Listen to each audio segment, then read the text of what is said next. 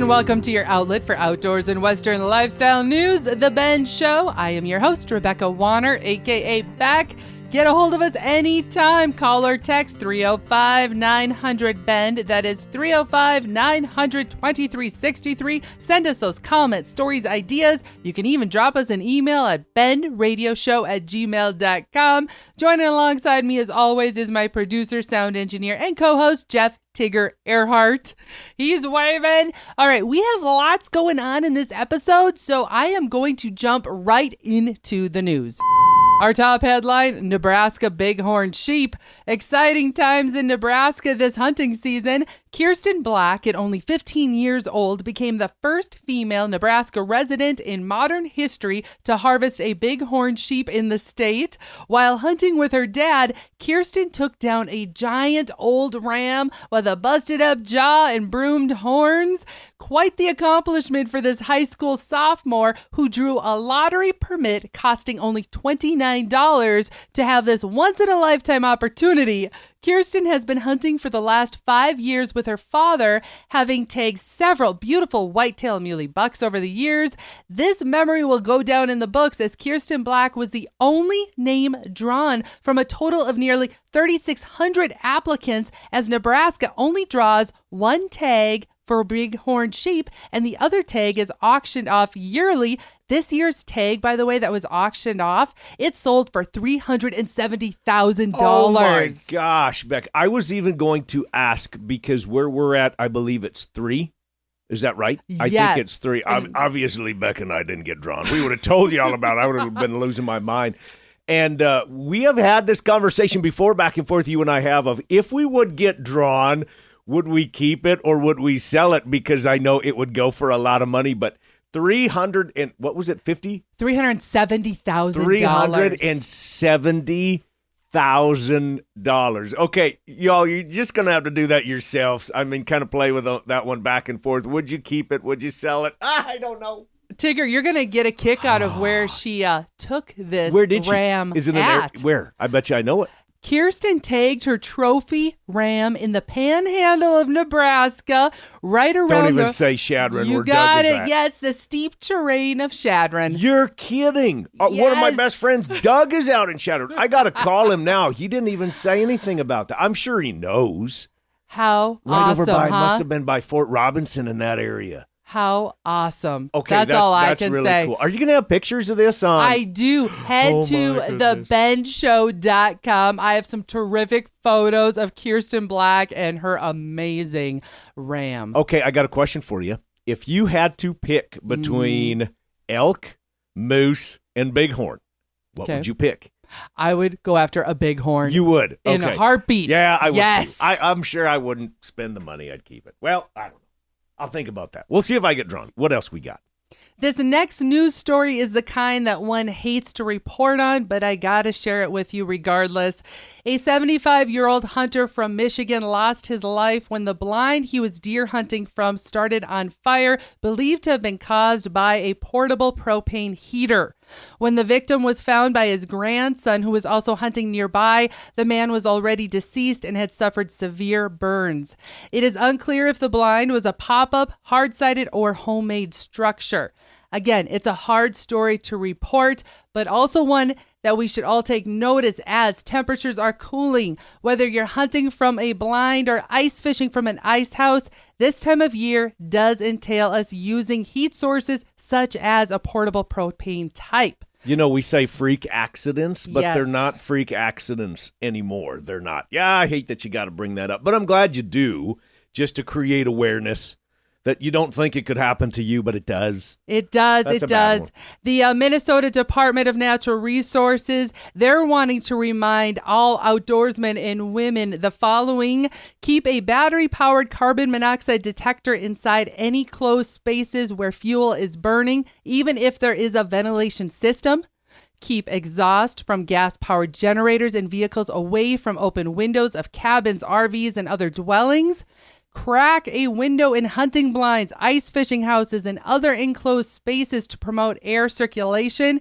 And lastly, know the symptoms of carbon monoxide poisoning, such as dizziness, headaches, confusion, fatigue, and trouble breathing. Will you have that on your website too? I will. Some of those symptoms of carbon monoxide poisoning. Absolutely, Thank absolutely. you. And this is just another one of those stories, if nothing else, a PSA to remember to check in with one another. Make sure you let others know where you are hunting and fishing at in case an accident would occur.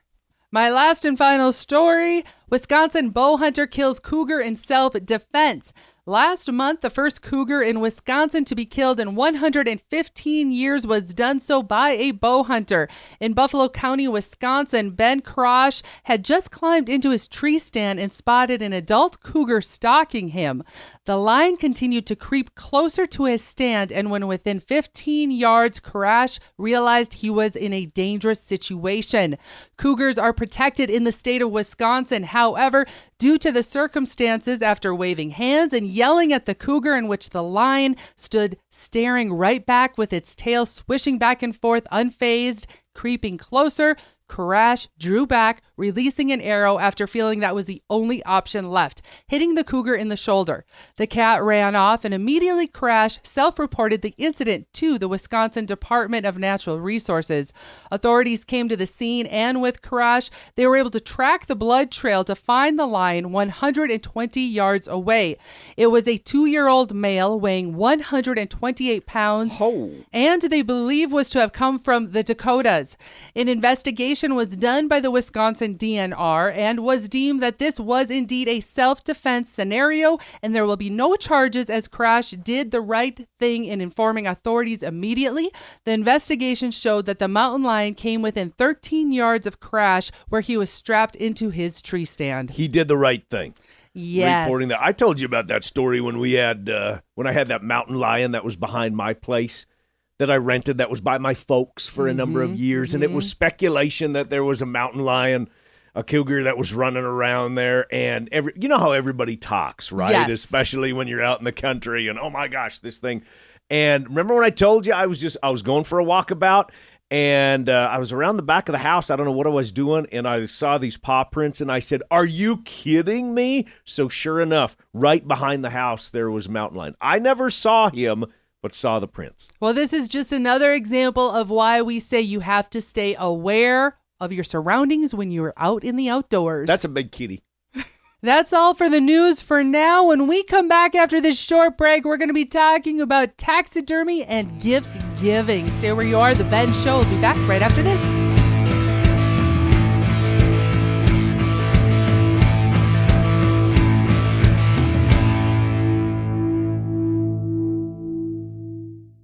This is Beck. First, I appreciate all of you for listening and making The Bend part of your week. Many of you have asked, how do I catch past episodes? The answer is super easy. Head to thebendshow.com and click on the shows tab. There you can listen to every episode all the way back to episode 1. Podcasters, head to your favorite podcasting app and search The Bend. You'll find us. Be sure to follow and subscribe and never miss another episode again. You've waited, dreamt of a hunting adventure, and now have harvested that trophy of a lifetime.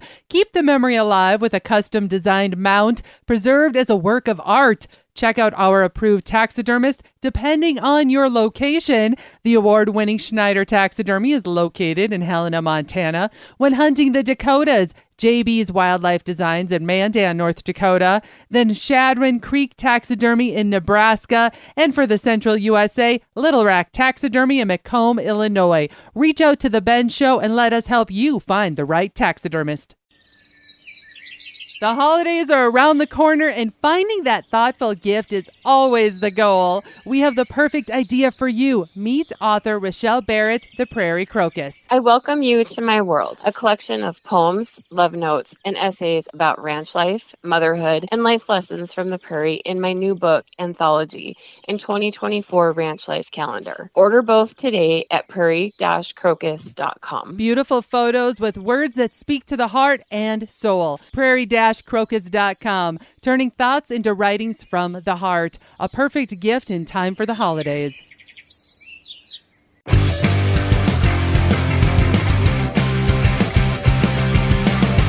Welcome back to your outlet for outdoors and Western lifestyle, The Ben Show. I am your host, Rebecca Warner, a.k.a. Beck, and riding shotgun alongside me, as always, is my co-host, Jeff Tigger Earhart. Now, few of you listeners reached out to us as, yes, Christmas is fast approaching, and the idea of taxidermy came up as a possible gift idea. In particular, these listeners were referring to an episode about 8 or 9 shows back. We had a taxidermist on the show, Rick Aker, who talked about pheasant or wild upland game bird taxidermy and what kind of birds are the better birds to actually have mounted. And we thought we would revisit that topic right now because, you know what, taxidermy is not a bad idea as a Christmas gift. And the big question was, what birds win? Birds that were shot at the beginning of the season that people listened to the episode and they found the best way to preserve said bird, or birds that maybe are harvested now? That was the big question. Yes, the big question. So we're talking a lot of, for example, pheasants, especially in the upper Dakotas. They're harvested when their season opens in the second week of October. And we found out that those early birds are not exactly the ones that you want to be having mounted as your trophies. The birds you're taking now here and in November and now in December are the birds. Revisiting a conversation with award-winning taxidermist Rick Aker, Rough Rider Game Birds, and why do we not want to mount those early season upland birds such as pheasant roosters because of pin feathers. During the mounting process, if a bird has pin feathers, they will fall out. So you're going to have a bird that's not quite as fully feathered as you would like. So you're much better off waiting till, I'd say November and then December. That is when they're prime. So that's a big mistake that people make. They get that first bird of the season. They think, okay, it looks pretty nice. I want to get it mounted, but the way it looks, and then after you skin it out and you see all the pin feathers, those feathers just fall right out, and then you got a bird with not a very desired result, and you wouldn't be happy with it. So my suggestion is wait till later in the year. We wait till later in the year. We get ourselves a nice bird. Do we throw it in the freezer? Is that what we're supposed to do? Okay, so it's pretty easy. What you do is you want to wrap a couple of areas with wet paper towel. You want to do the feet, and then the area around the beak, or if it's a duck or a goose, around the bill, because those are the two areas that dry out. So during the mounting process, it'll make it a lot easier for your taxidermist to put that bird together and, once again, get a better result. One other thing I forgot to mention, you'd want to double wrap it in some sort of a plastic bag. So what I like to do on ducks would be a 2-gallon freezer bag and double wrap it, get all the air out of it, and then that bird will literally stay for 10 years in a freezer if you do it correctly. Give us just kind of a general do's and don'ts as we're going out. We're thinking we might have a really good one to bring to you. Okay, first and foremost, the big mistake that people make, they get a wounded bird and they wring the neck, right? And you don't want to do that. That stretches the neck. Again, it's going to be something that your taxidermist is going to have to try to repair, and you might end up with a bird that's got like a long-looking neck. So that's number one of the do's and don'ts that you don't want to do. Number two, don't worry about blood. During the mounting process, your bird's going to get washed anyway several times, so you don't have to worry about washing them. Next thing, if it's warm out, try to get that thing into some sort of a cooler just to keep it from starting to have any slippage with the temps getting too warm. You get this all the time. It's an old school thing. People, instead of putting them in plastic bags, they'll put them in pantyhose. You don't want to do that. That dries out. It literally takes the moisture out of the bird. And that is like the biggest enemy that a taxidermist has, is skin drying out. So big don't right there. That was, one more time, Rick Aker with Rough Rider Game Birds. And so, Beck, I got a question for you. Your thoughts on taxidermy as a gift. I thought it was kind of a creative idea, especially when people are trying to find that sportsman, outdoorsman, or anybody, on their Christmas list, trying to find the perfect gift. Taxidermy as a gift, yay or nay? Okay, this one is double-sided, okay? Yes, it is a great gift. However, this is a gift that I am going to suggest you doing a gift certificate for and aiming at getting a gift certificate to a taxidermist that you know that this loved one enjoys working with. Here are my reasons behind this.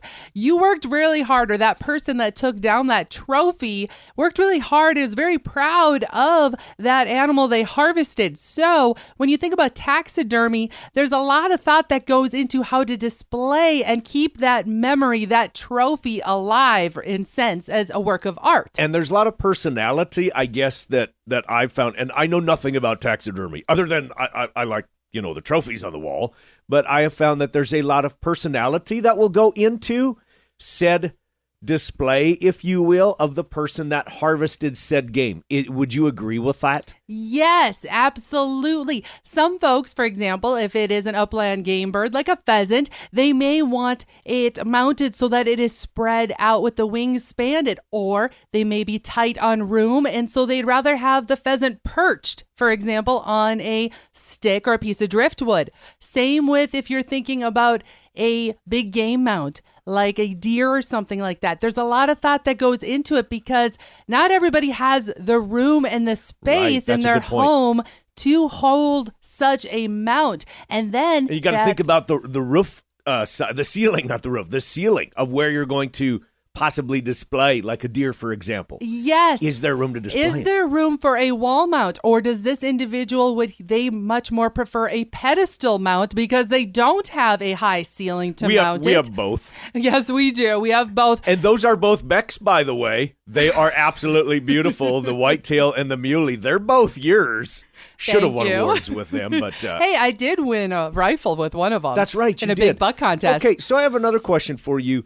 We do not have any pheasants mounted on the wall, and I'm a big pheasant hunter. How many pheasants did you get this year, Beck? I won't even ask. I won't even zing that one. You had to go there. I did. Is that something that you would like as a gift? I know I'm not going to go and do that for you. You said the gift certificate.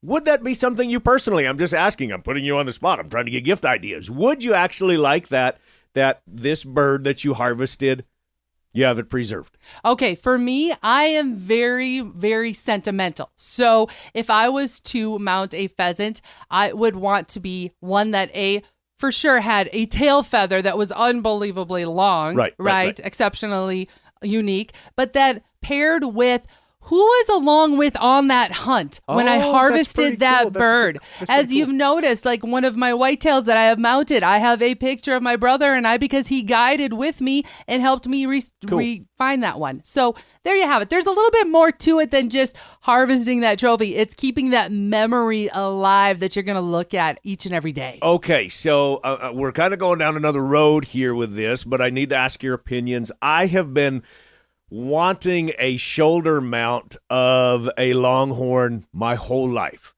I think they are incredibly classy.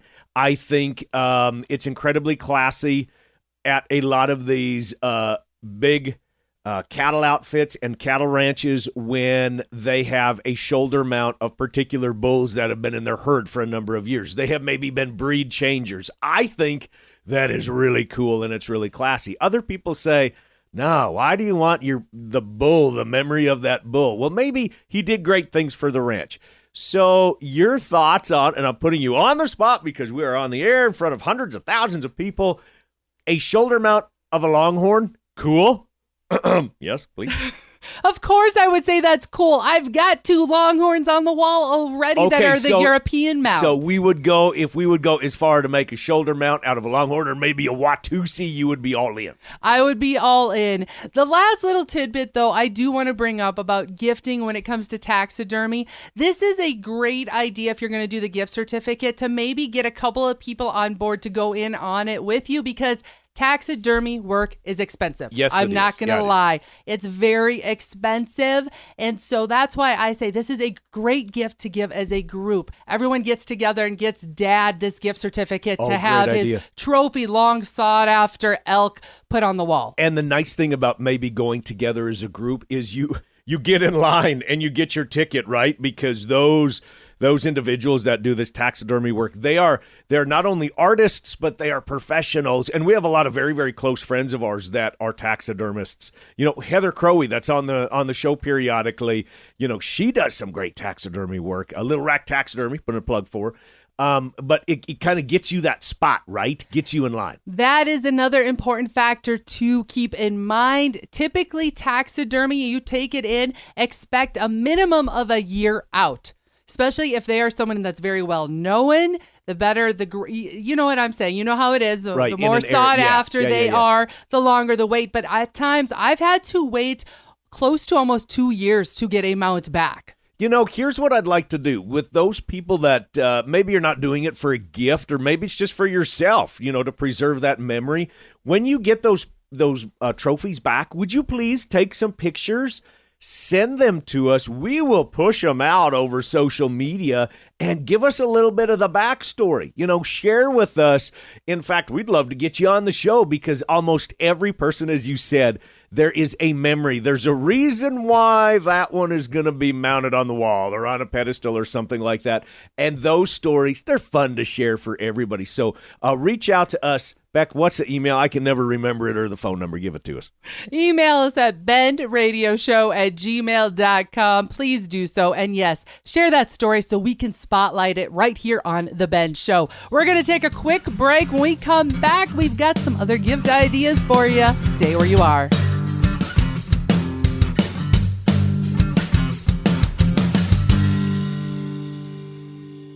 The hunt is planned. The guide is booked. The trip is blocked off in the calendar. But one huge detail remains, preserving that trophy, creating a memory that will last a lifetime. Little Rack Taxidermy has that fast, friendly service to fulfill your taxidermy in a timely, professional manner. Reach out to Heather with Little Rack Taxidermy through Facebook at Little Rack Taxidermy, or send an email to heatherjoe23@hotmail.com. Little Rack Taxidermy, bringing back the natural look. Shooting ducks, skinning bucks, I'm a hunting princess in a pickup truck.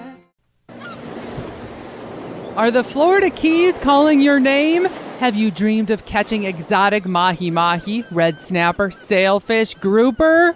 Blue Water Girl Charters can fulfill your dreams of saltwater fishing excitement. Book today, full or half-day charters. Let Blue Water Girl Charters make your dreams a reality. Blue Water Girl Charters. Follow on Facebook for booking and more information. Blue Water Girl Charters. Catch dinner and memories.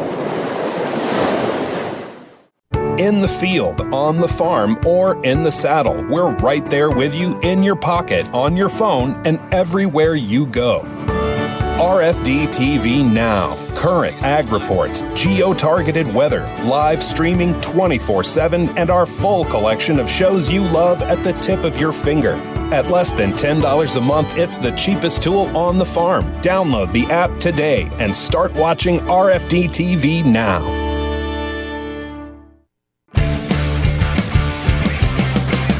Welcome back to your outlet for outdoors and Western lifestyle, The Ben Show. I am your host, Rebecca Warner, a.k.a. Beck, and riding shotgun is Jeff Tigger Earhart. Now, here are some quick, easy gift ideas for Christmas that you still have time to buy.